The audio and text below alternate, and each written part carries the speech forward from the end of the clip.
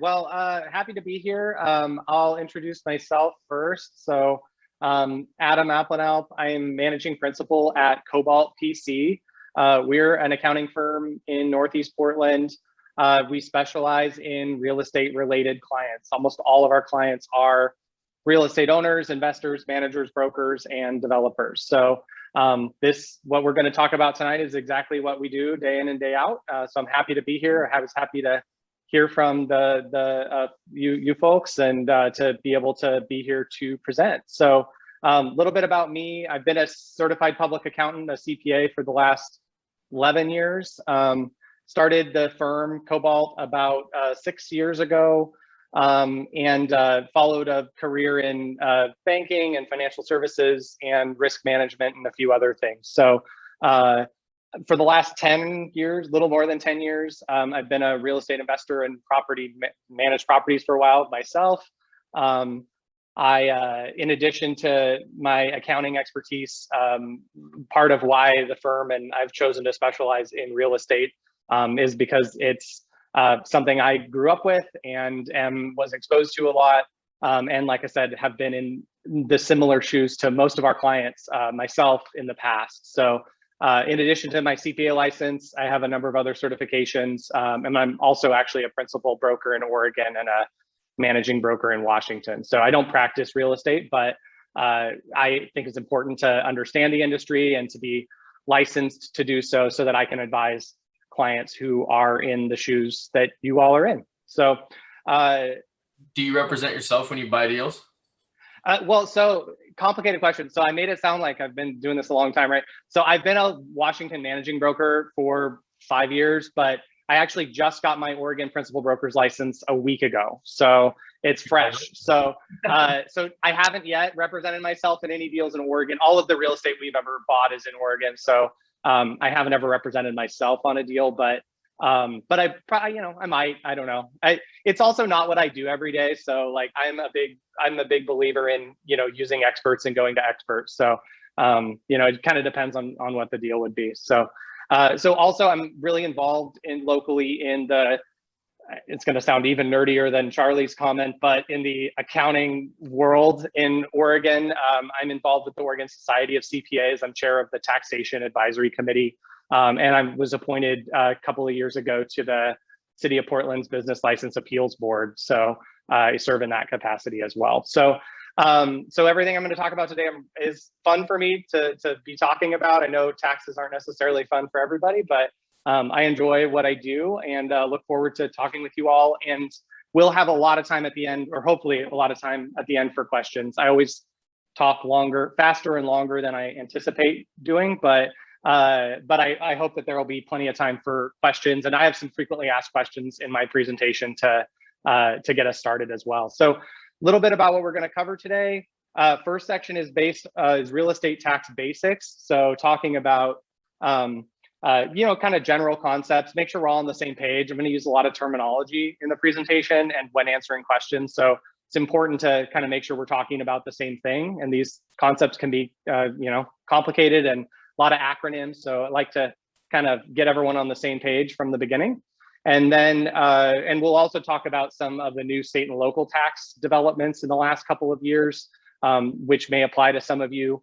And that you should definitely be aware of as you're talking, if you're realtors or you should definitely be aware of the tax regimes that are in place in Oregon now too.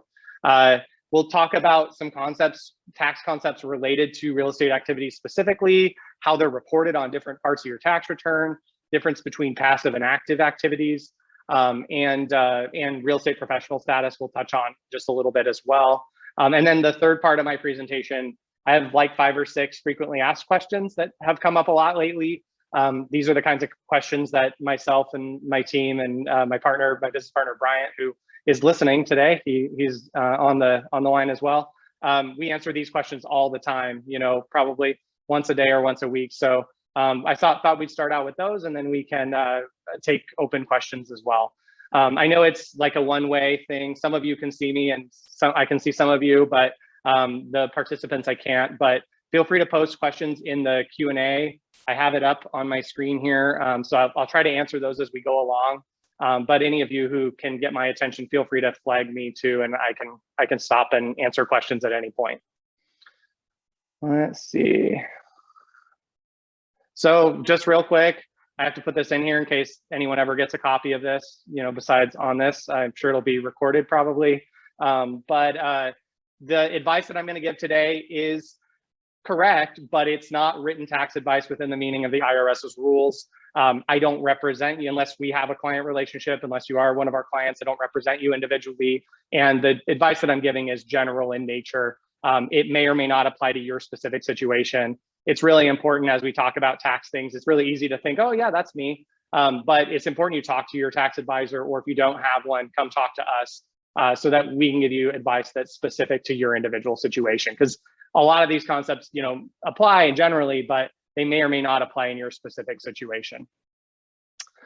So real quick, before we get into the bulk of my presentation, I added this slide in about 20 minutes before the presentation because there was a pretty big development yesterday and this morning. Most of you probably heard in the news that for the second year in a row, after never having done it in 120 years of having income tax in the United States, the IRS extended the tax deadline unilaterally for all taxpayers, this time by a month. So not quite the 3-month reprieve that we got last year, but as of yesterday, the IRS announced that the deadline for individuals only is extended through to May 17th. The 15th is a Saturday, so May 17th is a Monday of this year for filing 2020 tax returns. That means that the deadlines for payment are extended, and then otherwise, if you need more time, you still have to file an extension, but you have until May 15th or May 17th to do that.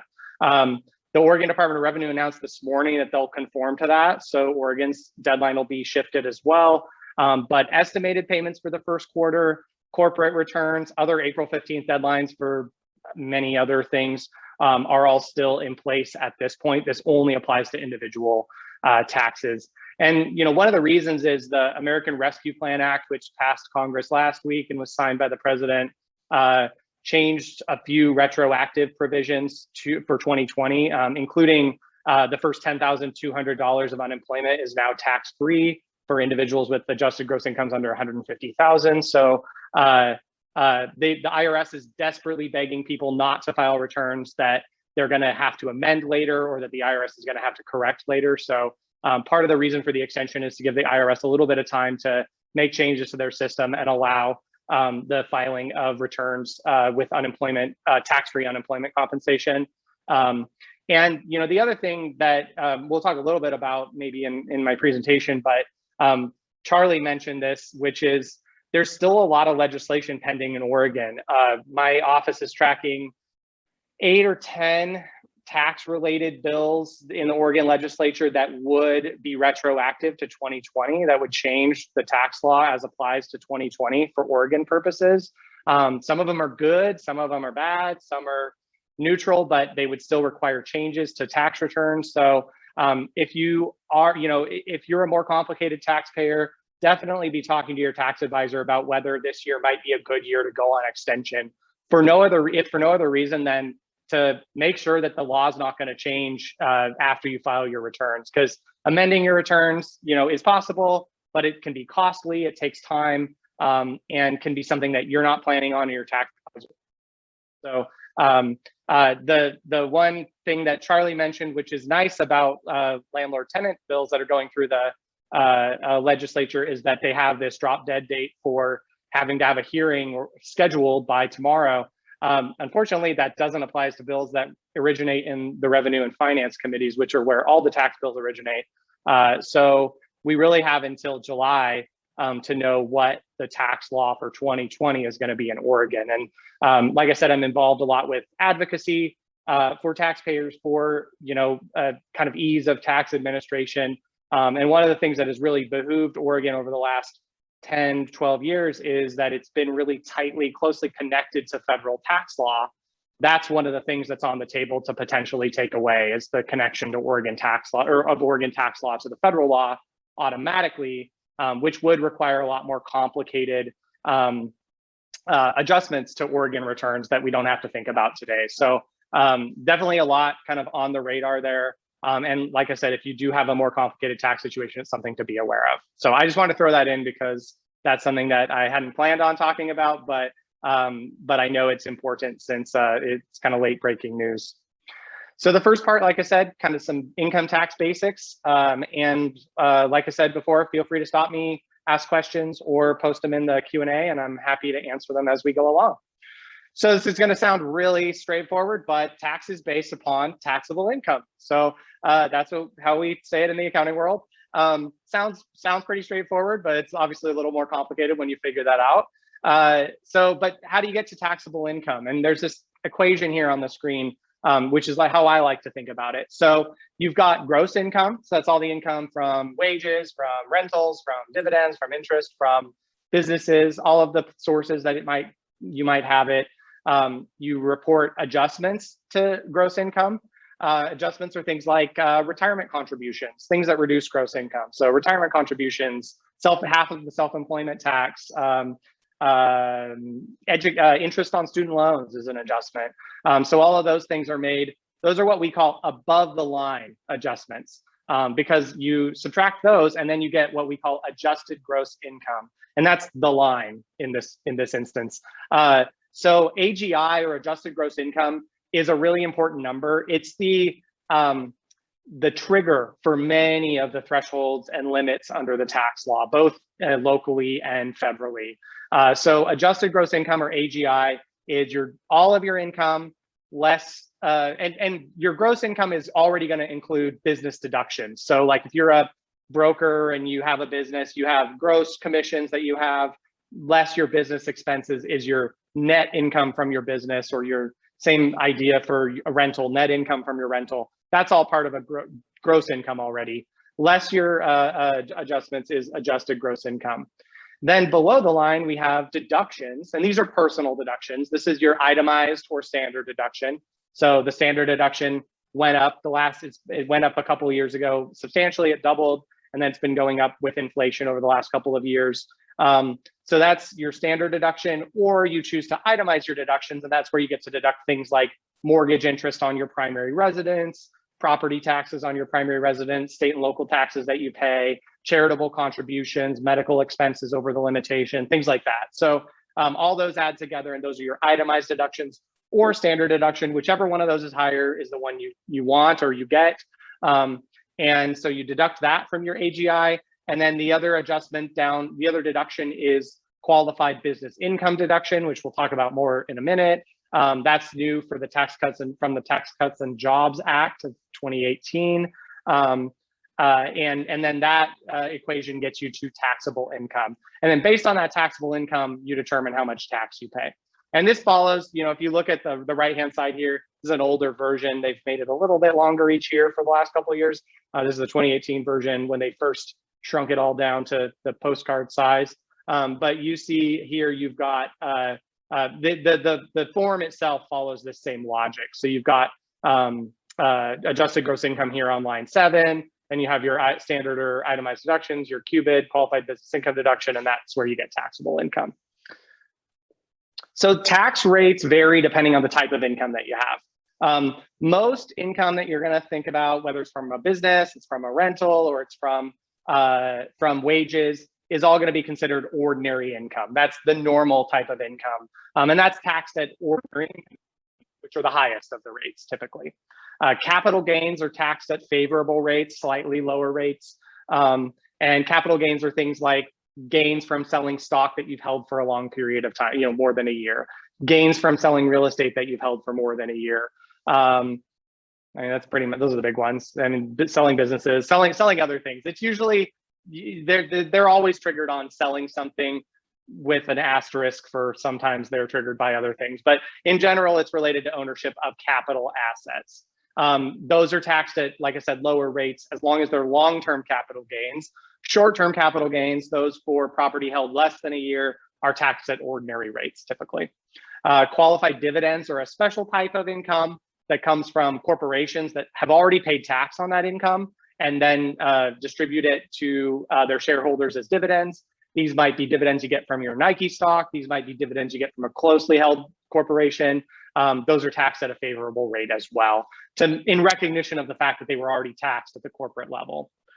There's a few other taxes that apply in addition to regular taxes. Sometimes you'll hear these called surtaxes. Some of them are called surtaxes. It means a tax added on top of another tax.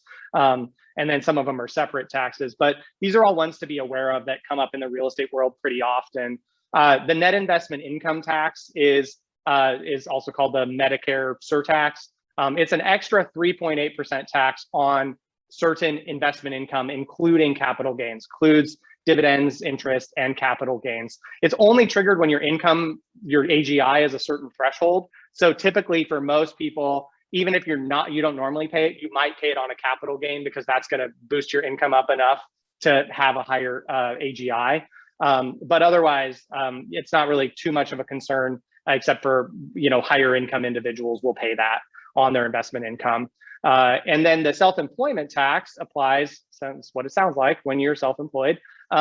If you don't have if you're not don't run your business as an S corp, then you pay self-employment tax on all of your business income from your sole proprietorship, your single member LLC, your partnership, or your LLC taxed as a partnership. If you're running an S corp, then you have to pay yourself wages so that you pay the employment taxes on your wages. And this is because if you're running your own business, you're not paying yourself a W-2 wages. So you're not paying Social Security and Medicare taxes. So this is the way to make up for that. The self-employment tax is just a replacement of the Social Security and Medicare tax that's typically paid half by the employee, half by the employer at payroll time.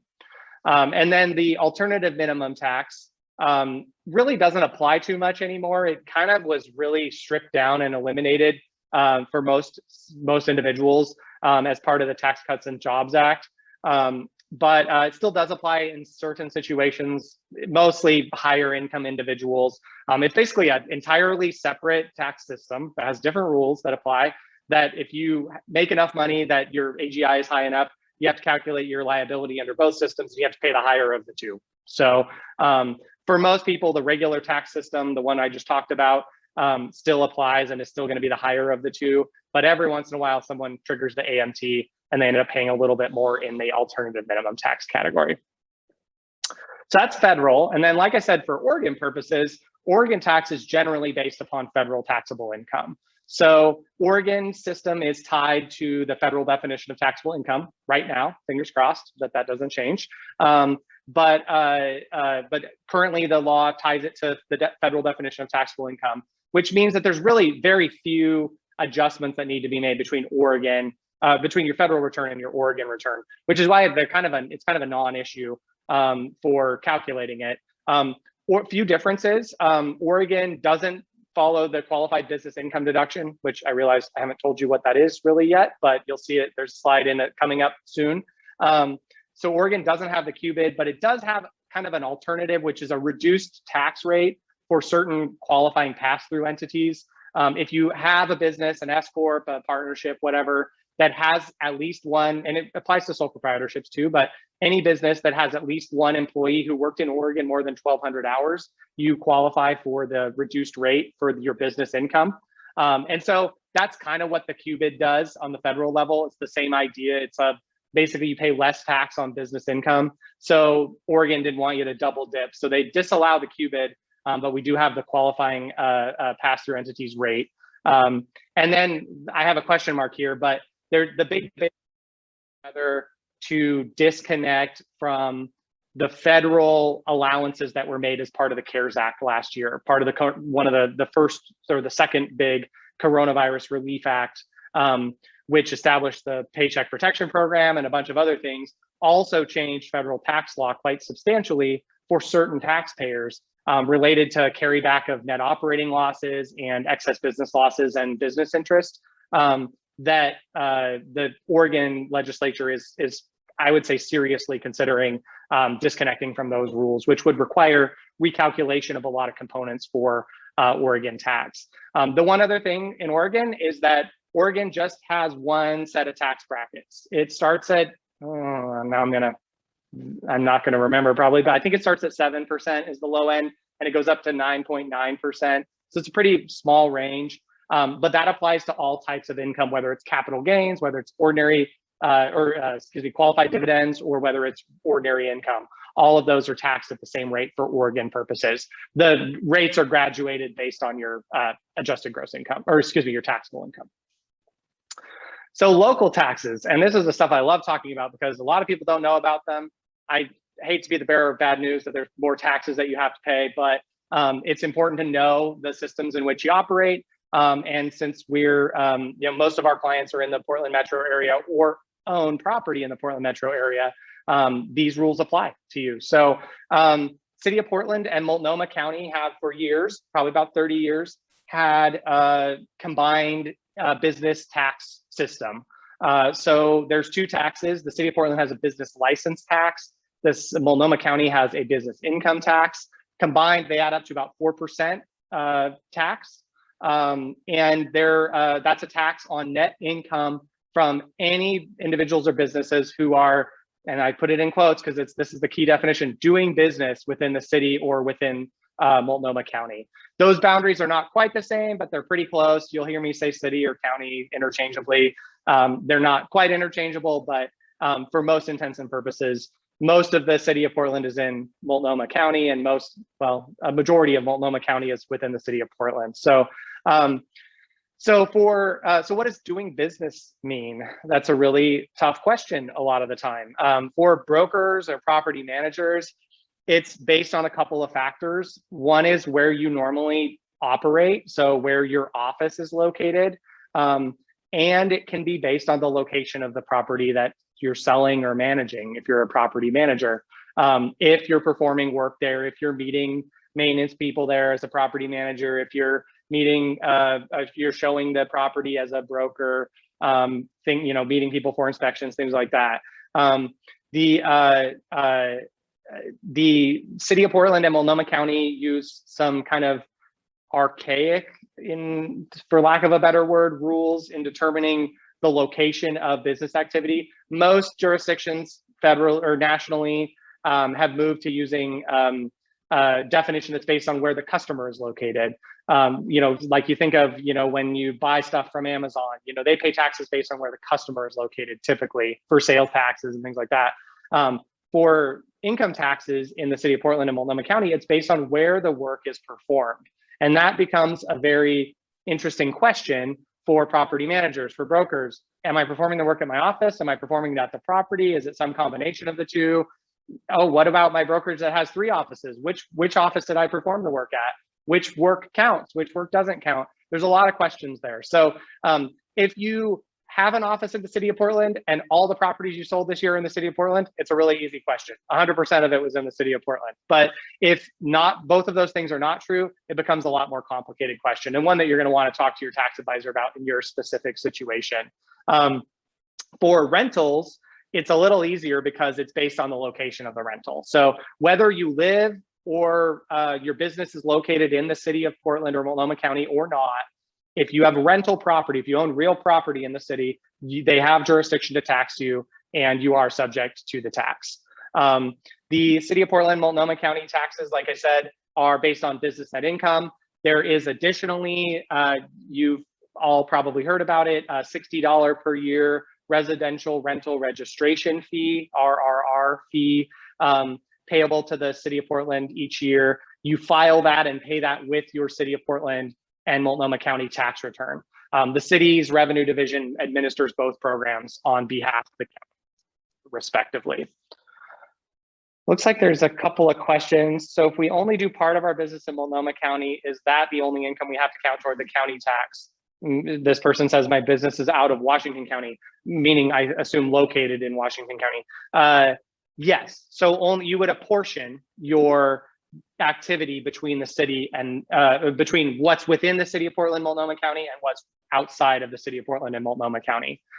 So yes, so it's not quite as straightforward as you might think. It's not just like, well, I got $100,000 from commissions in the city, and of those, my net amount was $50,000, so I'm going to pay taxes on $50,000. You have to consider all of your income from everywhere, all of your deductions from everywhere, that net number is what you apply the percentage to. So you figure out basically, it's called an apportionment percentage, but a percentage of your business that was done within the city and outside of the city, and that's the percentage you apply to the net income amount. And then someone else asks, does this include TriMet tax and ARC tax? No, and I got another slide for those for you coming up next. So, real quick though, on the city of Portland, Multnomah County, there's a few exemptions that do apply to real estate professionals that we see a lot. The first one is if your gross receipts, that's top line total income you got for the year, oh, my phone's ringing, for the year was under 50,000 for city purposes or under 100,000 for county purposes, you're exempt from that part of the tax. So it's possible to be exempt from the county part and not the city part, or vice versa in certain situations. But the county did adopt that higher $100,000 threshold just for 2020. That was new. For a long time, it was $50,000. But that's gross receipts, total income you collected from everywhere, not just from within the city. So that's from everywhere. And then you're exempt from paying that tax. For the county purposes specifically, if your only activity, if you're an individual, you personal return, you own the properties personally, or in a single member LLC that rolls up into your personal return, and you own, your only business activity is that you own 10 or fewer residential rental units within Multnomah County. And that's your only, or actually it's 10 or fewer residential rental units everywhere. But if that's your only activity and you didn't sell any, you didn't do any brokerage, et cetera, then you are exempt from the county tax. And then the other side of it is there's a limited exemption on the city side for real estate brokers who work under a principal broker. You can't be licensed as a principal broker, and you can't use a business entity. You can't use an LLC or an S Corp. But in those situations, those types of real estate brokers are exempt from just the city side of the tax. So more reasons to, again, understand and consult with your tax advisor about your responsibilities in terms of filing. But if you do business within the city or within Multnomah County, then you likely have a filing requirement under those. So other state and local taxes, and 2 of the 4 here are brand new. So we'll start with the TriMet self-employment tax. Just like I said, at the federal level, there's a self-employment tax to make up for Social Security and Medicare withholdings that don't happen for self-employed individuals. At the local level, collected by the Department of Revenue, at the state, there is a self-employment tax on individuals with rental income from, or excuse me, with self-employment income, not rental income. And so it's equal to 0.73 something percent of the your net self-employment earnings, and you file and pay it annually with your Oregon returns.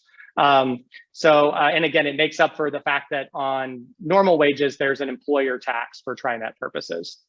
The 2 new ones, and so the Multnomah County Preschool for All tax, you've probably heard about. It was passed on the ballot measure for Multnomah County residents last November.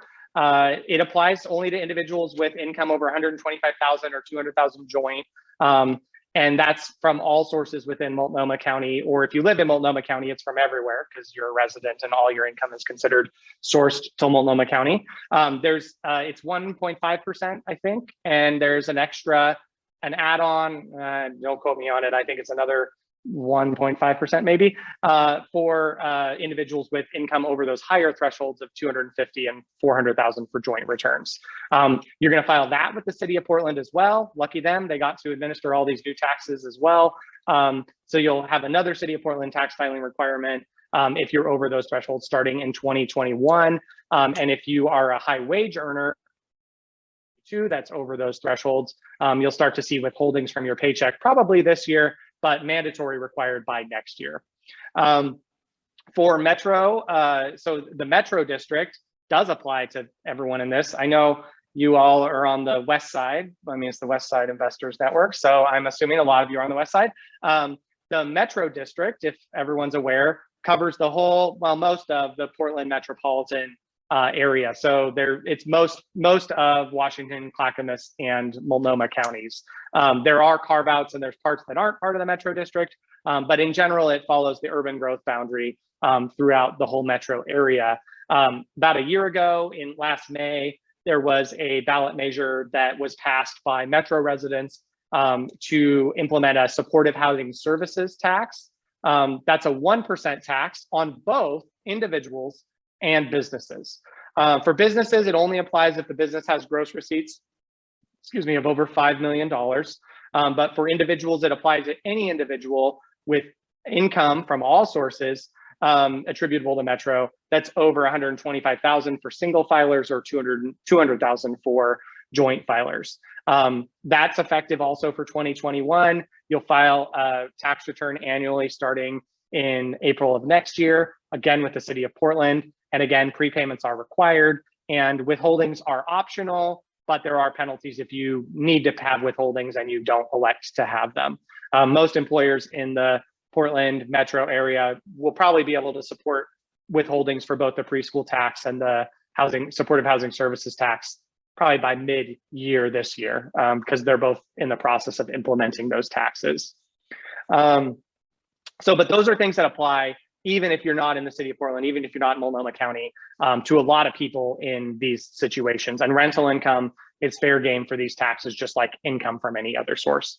The final one, the Oregon Corporate Activities Tax, I like to mention, even though it has a pretty high gross receipts threshold, may not apply to a lot of the investors that are on this call, but it may apply if you own other businesses, especially if you own like low margin businesses. So because this is a gross receipts tax, so it applies when you have $1 million in gross receipts in Oregon, meaning you bring in more than $1 million, even if you made only $10,000 net, you still owe the tax on that whole $1 million of gross receipts.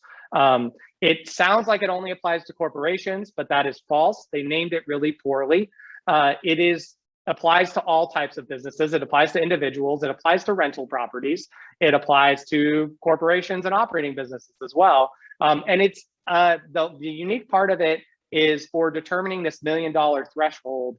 It uses the concept of unitary taxation or unitary business taxation, meaning if you are a majority owner of multiple businesses, or if the same group of people is a majority owner of multiple businesses, even though they're incorporated separately, they're operated in separate business entities, if they're related enough to be considered under common management, and that could even be, I own a restaurant and I own real estate and I manage both of them myself as the same person. If they have common ownership, common management, they're considered unitary, meaning they all get added together for purposes of this $1 million threshold. So it's a lot easier to qualify for it than it might seem. $1 million seems like, oh, I don't bring in $1 million. I don't need to worry about that. But when you start to aggregate it or add it together for all the different properties, you very well could be over that.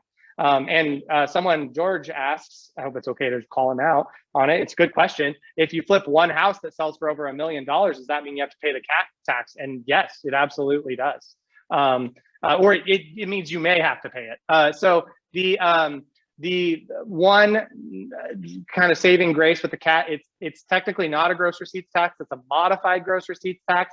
You do get to deduct from it, from your gross receipts before they're taxed. You get to deduct 35% of your cost inputs. So for flips, your cost of goods sold is the cost that it took to buy the property and to renovate it or market it, and sales costs and all that. So it's very possible that you may have to file a CAT return, but you don't actually end up paying any tax because you're below the $1 million threshold on a net basis after 35% of your COGS.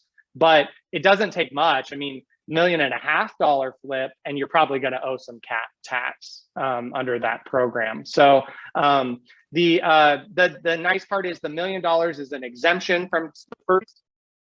You don't have to file if you're under $1 million, but if you are at $1 million, the tax on the first $1 million of gross receipts is $250, and then it's 0.57% on the amount over $1 million, which comes out to what, $5,700 per million. So if you had $1.5 million in gross receipts, you're going to pay something like $3,000 in tax total. So it scales well down below, right around the $1 million threshold. So yes, you probably have to file a return, but you may end up only owing a little amount of tax, or maybe not owing any tax at all. And then someone else asks, how do I handle income with my office in the city of Portland, but also in Washington County, not Multnomah County? So I guess Cheryl maybe can clarify. Do your office is in Portland and in Washington County? It sounds like it's a Portland address that happens Okay. to fall in Washington County. So here's a little trick. Most of those are actually not in the city of Portland's boundaries. So if you go to portlandmaps.com, you pull up the property address, it'll tell you what jurisdictions it's in. There are, I think, actually like a handful, like maybe 10 handfuls that are in the city of Portland and in Washington County. It's pretty rare. There's a few that are in Clackamas County that are that way too. Cheryl says this one is in the city of Portland. It really is. Then you would pay the city of Portland tax and not the Multnomah County tax. So they're two separate tax programs. They just happen to be administered together. But they both apply separately. So it's possible, like we have clients that have, their city number of gross receipts and their county number are vastly different. And some are like slightly higher for some reasons and slightly lower for other reasons. But yeah, when you get down to like the interface between Portland and Milwaukee, there's some opportunity to be in Clackamas County. The Dunthorpe area is, some of that's actually an unincorporated Multnomah County. That's not technically part of the city. And then up in the West Hills and Multnomah Village, kind of out past Multnomah Village area is where I assume Cheryl's office is. And now I'm gonna have to look it up. Now I'm really curious because like, it's very rare that you find one that's in Washington County, but the city of Portland. They're those border, it's right on those border lines. But it is possible. And the answer is simple. The city and the county, you calculate your tax based on your activity in both jurisdictions. So I've been promising this for a while, but here's the qualified business income deduction. What is it? It's basically, so it's under the Tax Cuts and Jobs Act of 2000, I think it was of 2017, but it was effective in 2018. Basically allows a 20% deduction on certain business income. And what is qualified business income? It's income from a trade or business. And the definition of trade or business is a lot harder to understand than it probably sounds like. For these purposes, I'll say that, in general, if it feels like a trade or business, it probably is a trade or business. Where there's a lot of gray area is rental properties.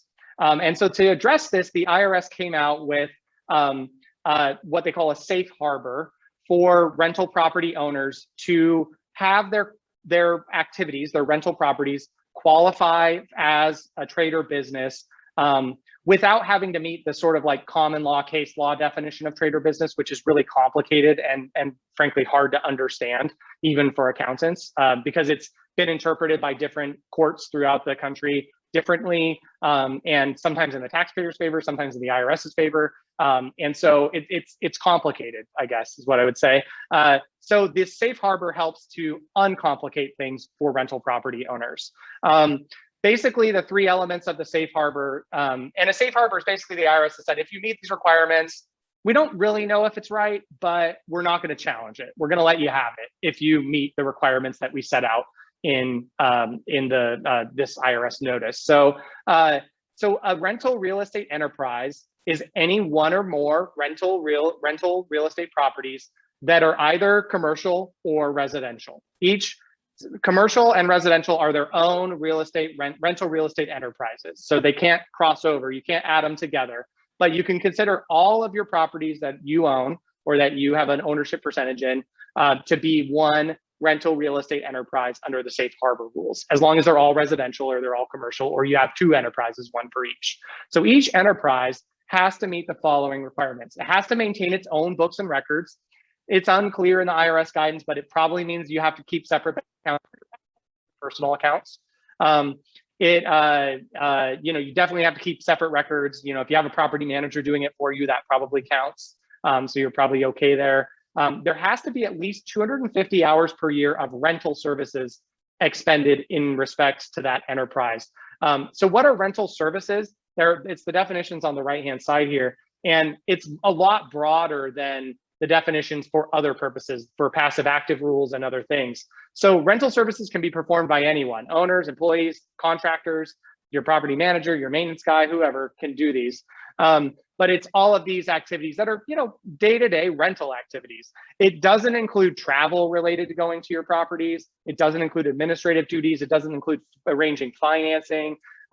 It doesn't include like buying and selling real estate, or looking at investment properties to buy, things like that, that might actually qualify under other rules for active passive status, but they're not included under rental services. So if you have the 250 hours, you have separate books and records, and starting for 2020, if you maintain records of the hours, then for tax purposes, those rentals can be considered to be qualified business income, and subject to the 20% deduction from income, from taxable income, for those activities. So it's basically a 20% savings on the tax. That's the easy way to think about it, if you can meet these requirements. And the biggest one's the record keeping, really, at this point. So if someone owns rental property and has a property management company managing their property, they pretty much would qualify. Yeah, I mean, as long as the group of properties meets the 250 hours requirement. I mean, that is kind of a lot of hours. I mean, it's 5 hours a week-ish. So, you'd have to be able to justify that, and again, have to maintain records of that. But, as long as you own, in most cases, like a few properties, if you have a property manager that's doing it, between maintenance and landscaping and showing and leasing and, office management activities, you can probably justify that. But it does, you do have to, be able to justify those hours, that hours requirement. But in general, yes, it's a pretty low bar to hit. And I think a lot of people can hit it. Now, there's one instance in which you don't want to hit it sometimes, which is if you have a loss from your rentals. So, a lot of people, tax loss from rentals, not a bad thing. We'll talk about that in a second. It can be a tax benefit. But you don't want that loss to count towards your other qualified business income that you might have from your brokerage or from some other business. So if you have other qualified business income, or you will have it in the future, you actually don't want them to qualify under the safe harbor. So you wouldn't claim that election. You wouldn't claim that safe harbor for them, because you don't want it to be considered qualified business income deduction or business income, or it will reduce the amount of qualified business income that you have because it's a loss. So qualified business loss is not a great thing in this particular equation. So next part is a little bit about kind of the forms that you're probably likely to see, and a little bit about activities in real estate professional status. And someone asked about an Airbnb, and I'll answer that in just a second as well. That's part of this section. Good questions. I'm leading you to the right places, I guess. So which form to report things on? And this is all for personal returns. I just like to, address this because I get these questions a lot. There's two main schedules that you see rental properties reported, or real estate activities reported on: Schedule E and Schedule C. So Schedule E, it looks like this. You've probably seen one before. This is used to report rental income and expenses. So rental real estate income to actually rental income from other things is sort of reported here. Royalties are reported here. But the one you are most likely to see is rental real estate. So the difference about this form than other forms is you see the columns on it. And this is a really important concept in tax law, is that each property is treated as its own thing, its own activity, we call it, almost kind of like its own business. So you actually calculate the net income from each property separately. And that's because some of them might be subject to the passive activity loss limitations. Some might not be. You might have different types of activities. You might have rentals to yourself. You might have commercial rentals. You might have residential rentals. So that's why you report them all separately, versus like a business, you sort of aggregate it. It's not like you report every transaction separately for your brokerage business or something like that. So it's a little bit different concept when it comes to rental properties. So each property is reported separately as its own column, and then they all add up at the bottom and they flow onto the front of your return on the, to the schedule on the front of your Form 1040. So Schedule C is the other option, and that's what it looks like here. And this is how you report business income and expenses. Now, each business, each separate, distinct business is reported separately. So like if you have a brokerage business and you also have a business repairing cars, I just came up with that, then you would report those separately because they're different businesses, right? They're different business activities. Again, maybe subject to different limitations, They have to be reported with different business codes because, you know, the IRS wants to know what you're doing. So they want to know there's a difference between your brokerage activity and other things. Sometimes you see related activities grouped together, you know, like I might do accounting and also consulting. Those are probably close enough to be considered the same activity. But you might also see them reported separately. Two spouses carrying on separate businesses would report each one on a separate Schedule C. They'd go with the same tax return, but you still report them separately because they're separate businesses with separate proprietors. But again, you report your income and expenses. The categories here are a little bit different than they are on the Schedule E. You know, the ones on the Schedule E are like rental property related. You see cleaning and maintenance, you see management fees, interest, repairs, supplies, insurance, you know, those kinds of things that you're used to. Schedule C is going to have a lot of those same ones, but it'll have some that, you know, wouldn't ever really apply on the rental property level. And we could go rounds about why the IRS included certain categories and didn't include other categories, but it's wildly inconsistent, and there's probably a lot less rhyme or reason to it than I would hope.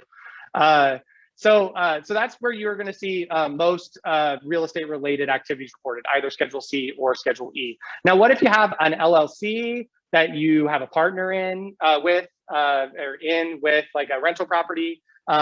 If you have an S Corp that's either for your own brokerage or with a partner or a partnership, just a regular old partnership.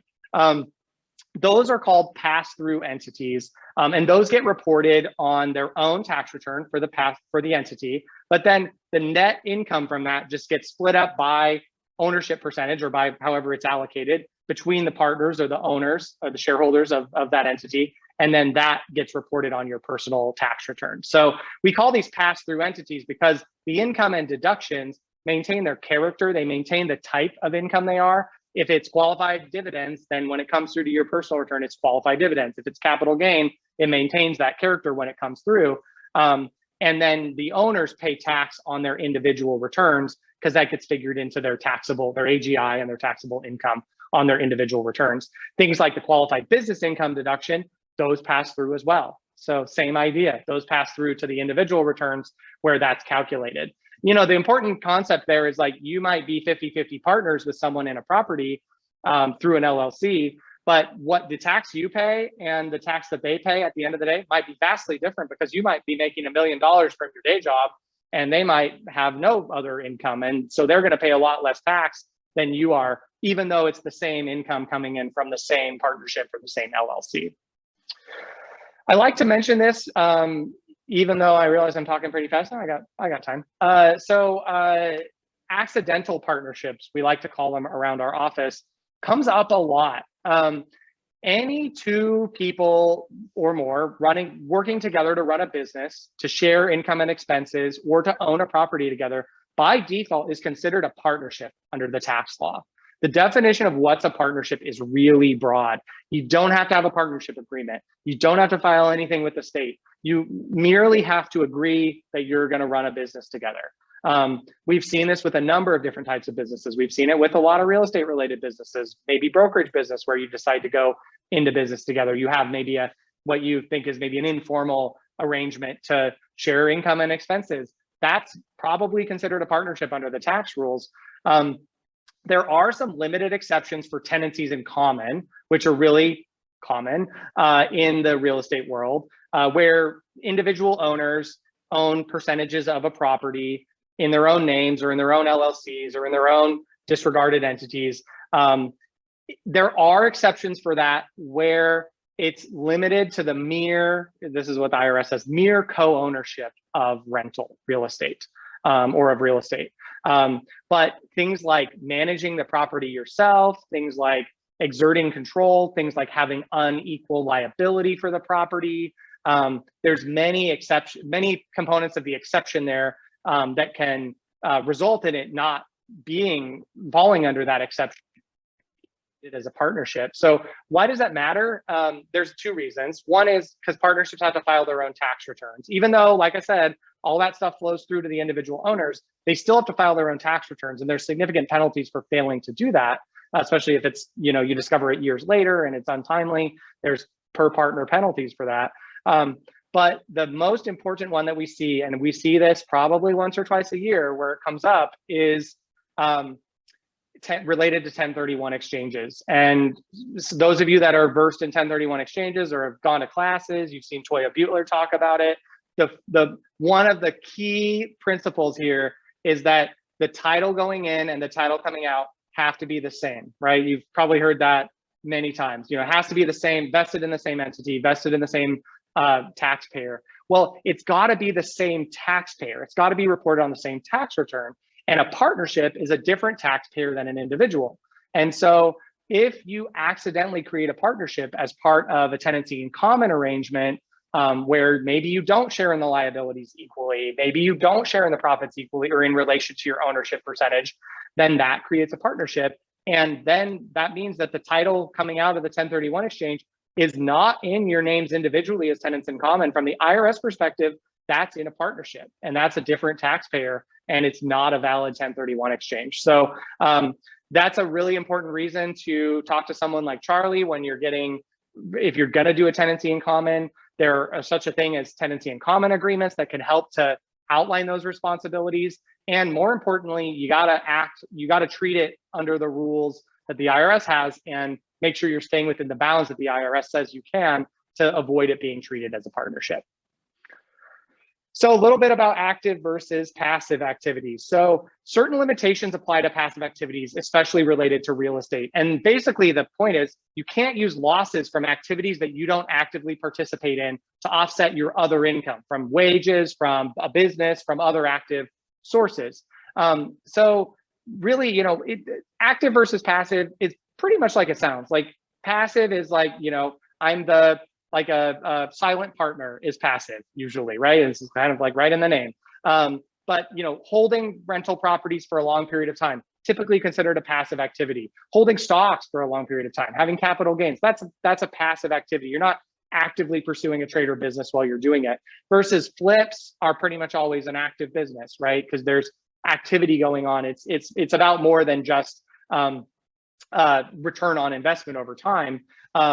And so there's a couple of differences. One is passive income is tax advantaged in some ways. So passive income is good because it's not subject to the self-employment tax. I don't think I mentioned, but the self-employment tax is 15.3%. So it's a lot. That's a lot of extra tax on top of, you know, ordinary income tax rate. So even if your ordinary income rate's only 22%, 15% in addition brings you up to almost the maximum rate on the ordinary side. So avoiding self-employment income can be important. So flips typically subject to self-employment tax. That's why a lot of people try to do them under an S corp or something like that. Avoid some of that self-employment tax. Talk to your accountant about that. It's a great idea. But on the real estate side, on passive activity side, typically it's a good thing to have those be passive in some ways because you're not paying the self-employment tax. So real estate is one of the few exceptions to the self-employment tax rules, in that even if real estate is considered to be an active or non-passive is actually what the IRS says. I like to say active because non-passive sounds confusing, but if it's considered to be non-passive, it's still not subject to self-employment tax. Net rental real estate income is never subject to self-employment tax. So that's a key one there. Unless it's from flips or something like that, but from rental income, it's never subject to the self-employment tax. So that's the good side of it. But how do you get the benefit of the loss side of it? And the question is, well, real quick here to address one of the questions that I saw, certain activities are not considered to be rental activities for passive activity loss purposes. And it's these kinds of things: short-term rentals, less than 7 days on average, hotels, hospitals, things that are like available, you know, you might rent like a golf course to someone, but it's not available for their exclusive use. And then self-rentals, when you rent property to yourself or rent real estate to yourself, those are not considered rentals for passive activity loss purposes. So we don't even have to think about them. You can still claim the loss against other income due to the nature of those activities. The real question is, how do we claim those passive losses? Because we want to use those to offset other income. So the typical test is material participation in an individual activity. 500 hours a year is a lot of time to spend on an individual activity. And now this is the taxpayer's time spent on this activity. This isn't everyone else, this isn't the property manager, but it does include investment activities. It does include financing and some of that other time you might spend travel, et cetera. But still, 500 hours, a lot of time to spend on an individual property. Probably not going to happen unless you own like a huge apartment complex and you manage it yourself or something like that. So more likely is active participation. And so if, as long as your income is not over the AGI threshold, I think right now it's 150,000, then you're allowed a special allowance of up to $25,000 of loss from rental real estate activities each year that you can use to offset taxes on your other income. So this is one of the big benefits from being a real estate owner, because you get depreciation and then it creates a loss and then you get to deduct that from your other income. So in order to claim that, you have to participate in a significant way, but there's no hours requirement. So it's a lot less stringent. Making management decisions, arranging for services, normal property management stuff all qualifies, but you can qualify under this rule even if you have a property manager. Now, the third way is as a real estate professional. So if you're a broker, if you're a property manager, if you do real estate as a profession, even if you're not licensed for either of those, you manage your own portfolio, you buy and sell properties, for yourself, represent yourself or something like that, then you can qualify as a real estate professional if it's your primary business, meaning you spend more hours on that than anything else, any other business activity, and as long as it's 750 hours a year. All the real estate trades typically apply to it, brokerage, management, development, construction and development, those types of things. Appraisers don't qualify. Sorry, appraisers, if you're on the call. There's a few other accountants, even though I'm a real estate accountant, it doesn't qualify. So there's a few, sorry, Charlie, but real estate lawyers don't qualify. So, those are all the ones that try to qualify, but haven't been able to. So, so claiming real estate professional status can be a really good tool there for tapping into those real estate losses. So I realize it is 7:25. I'm going to answer a couple more questions out of here. And then if anyone has questions, please post them in the Q&A. I'll get to those first. And then if there aren't any, I'll go to my frequently asked questions as well. So someone says, if I own 2 rental properties in Portland and my income's under 50,000, do I need to pay a city of Multnomah account? So if your gross income is gross, the total amount of rents you collect from all your businesses, including your rentals, and assuming you have no other businesses, so just your rentals, is under 50,000, then no city tax, no Multnomah County tax. You still will you'll still owe the $60 per unit fee on your residential rentals if they're in the city of Portland. So you just still have to file the Schedule R with the city, but you don't have to pay the regular tax. And then for real estate professionals, their rental income should be reported on Schedule E or Schedule C. So real estate rental income is always reported on Schedule E. I see that one a lot. I see a lot of people trying to put it on Schedule C because they think that they should because they're a real estate professional. Always put it on Schedule E. Schedule E is not subject to self-employment tax. You don't want to pay self-employment tax on it. So Schedule E is the answer there. It's not passive income, but it still goes on Schedule E. You have to make the appropriate selection so that it doesn't, make the appropriate calculation so that it flows through as non-passive income because you're a real estate professional. If I qualify for real estate professional status and I get a cost segregation, do I get to deduct the full amount of bonus depreciation? Yes, that's one of the good reasons to do it. That's why people do cost segregation studies. Assuming all the other things work out, yes. In general, you get to deduct whatever depreciation you're entitled to, whatever that might be. As long as you are a real estate professional and you have active participation in the property that is then cost segregated, that you've done the cost segregation study on, then yes, you would get to deduct that. It would generate a loss and you'd get to offset that against your other income. If it results in then a net taxable income that's negative, you have a net operating loss, and that carries forward for up to 20 years, or under the maybe going to be Oregon rules, currently federal rules, you get to carry it back for 2018 or 2019, 2020. I've heard rumors of 1031 exchanges going bye-bye. What are the odds of this happening? If I had a crystal ball that could predict that, then I would make a lot of money, but I don't. In fact, I wish I could predict what's going on in legislation in general, and I can't. I talked to Toya Butler. I drop her name a lot, but you might know her. I talked to her quite a bit. She thinks the odds of it going away entirely are pretty low. She does a lot of lobbying to keep it around. She's involved with the Exchange Accommodators Association nationally that does a lot of lobbying with Congress to keep it around. I mean, as you all know, it was scaled back drastically a few years ago with the Tax Cuts and Jobs Act to only apply to real estate. It used to be you could like-kind exchange anything, but now you can only do a like-kind exchange for real estate. So it has already been scaled back. My personal feeling, and this is not official, I don't have any evidence to support this, but my personal feeling in terms of like what's reasonable would be, I think it's more likely that the exchange gets eliminated for taxpayers over a certain threshold. I think it's going to target wealthier and higher income individuals. If it's eliminated, I would expect to see, you might see it eliminated for taxpayers that make more than $1 million of adjusted gross income, not including the exchange, the gain that's deferred, something like that. Like, I think, I do think we're going to see some reform of the 1031 exchange, but I don't know. I think I'd be surprised if it went away entirely, but a lot of things are possible. Any other questions? Yeah. So I was trying to take notes. It was very early on in the presentation, and I'm drinking from a fire hose right now. So I have something in my notes here.